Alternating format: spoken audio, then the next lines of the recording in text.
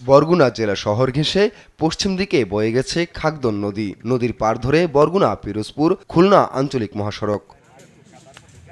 সম্প্রতি সড়কের পাশে থাকা একটি চালতা গাছ আকস্মিকভাবে চলে গেছে নদীর মাঝখানে, যা নিয়ে স্থানীয়দের মাঝে দেখা দিয়েছে কৌতূহল। অনেকেরই ধারণা এটি একটি অলৌকিক ঘটনা। ওই জায়গায় লাইট মারছি পর এবার খুলতে খুলতে যায় দপ্পর দপ্পর হরে। আমার এমন ভয় লাগছে যাতে আমার নৌকাতে কল না থাকতে আমার মনে হয় মাটি হেলাইতো জায়গায়। এরপর 2 দিন পরে দেয় এই গাছটা ওই জায়গায় আইছে। আমি 10টার সময় আমি চা খাইতে গেছি, এই সময় দেই গাছটা হইনি রাস্তার লগে। আশ্চর্য ব্যাপার, যাকে গাছটা আইলো কেমনে, গাছটা দেখলাম রাস্তার সাইডে, এই গাছটা গাঙ্গের মধ্যে আইলে কেমন তারা। আমার কাছে মনে হয়েছে এটা অলৌকিক কিছু। এর জন্য দেখার জন্য অনেক দূর থেকেই আমি আসছি। আসে দেখি যে এই পারে ছিল গাছ, কিন্তু এখন পারে নাই। এখান থেকে ওই জায়গায় কিভাবে গেল বা কিভাবে আসছে একমাত্র আল্লাহই বলতে পারবে, কারণ আমরা বলতে পারবো না। তবে সচেতন নাগরিকরা বলছেন এটি নদী ভাঙনের সংকেত। তাদের আশঙ্কা যে কোনো সময় ভাঙনের কবলে পড়ে বিলীন হতে পারে সড়কটি।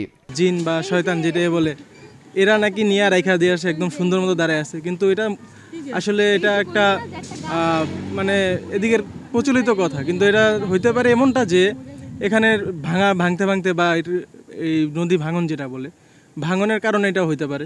বালির বস্তা দিয়ে ঠিক করে রাখছে, কিন্তু এগুলো দিয়ে আসলে এখানে তো ভারী ভারী যান চলে, এগুলো দিয়ে আসলে সম্ভব না। এখানে ভালো করে মেরামত করা উচিত। বস্তার ভিতর মাটি ভরে কিন্তু এই জায়গাটা বাঁধছে, কিন্তু এই গাছটা ভাঙার কারণে গাছটা যে চাপটা নিয়ে গেছে, মাটির চাপ নিয়ে যাওয়ার কারণে কিন্তু এই পরবর্তীতে এই রাস্তা কিন্তু ভেঙে যাওয়ার ঝুঁকিতে বেশি পড়ে আছে।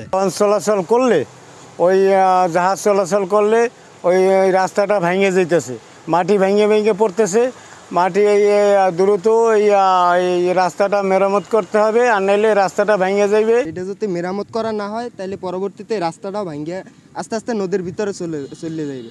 কারণ এই যে ব্লকগুলো দেশে ব্লকগুলো ভালোভাবে মানে অতটা উপযুক্ত না যে নদীর পাশে থাকা, মানে নদী যেন রাস্তাগুলো না ভাঙে, এই নদীর পাশটা যেন না ভাঙে, এই জন্য অতটা উপযুক্ত না। কারণ এই এই ব্লকগুলো যাতে আরও উন্নত মানের মানে উন্নত কোনো ব্যবস্থা নেওয়া হয়, তাহলে নদী ভাঙনটা থামবে। এদিকে ভাঙন রোধে প্রয়োজনীয় ব্যবস্থা নেওয়ার আশ্বাস দিয়েছে পানি উন্নয়ন বোর্ড। পটকাখালীর ওই জায়গাটা হচ্ছে খাগদন নদীর একটা বাঁকে পড়েছে, তো এই কারণে এখানে কিছু নদী ভাঙন রয়েছে। তা আপনারা দেখবেন যে আমরা গত বছর কিন্তু যেখানে ভাঙন ছিল সেখানে অলরেডি জিও ব্যাগ দিয়ে আমরা ভাঙন প্রতিরোধী ব্যবস্থা গ্রহণ করেছি। আবার এবছরে কিছু ভাঙন দেখা দিয়েছে, তা আমরা ওখানে সার্ভে অলরেডি করেছি, তা আমরা অতি শীঘ্রই ওখানে প্রয়োজনীয় ব্যবস্থা গ্রহণ করব। সড়কটি নদী গর্ভে বিলীন হওয়ার আগেই ব্যবস্থা নেওয়ার দাবি এলাকাবাসীর। নিউজ ডেস্ক, দেশ টিভি।